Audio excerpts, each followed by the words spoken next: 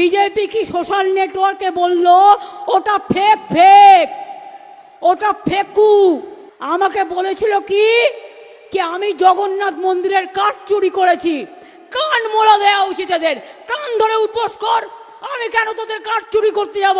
আমার নিম গাছ বাংলায় কম আছে? আমার বাড়িতেও 4টে নিম গাছ আছে।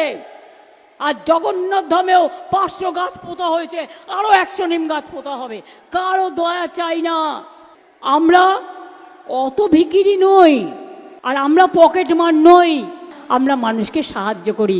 মুখে ঝামা ঘষেছে তো যারা বলেছিলেন তারাই বলছেন না না এখান থেকে নেয়নি। তাহলে আমার বদনাম করলেন কেন? এর জন্য কত ফাইন হওয়া উচিত। একটা ভালো করে মন্দির করলাম আর তা বলে দিচ্ছে আমি নাকি চুরি করেছি। প্রমাণ করুক, আর তা নাহলে আগামী দিন একেবারে কড়ায় গন্ডায় মানুষ হিসেব দিয়ে দিন।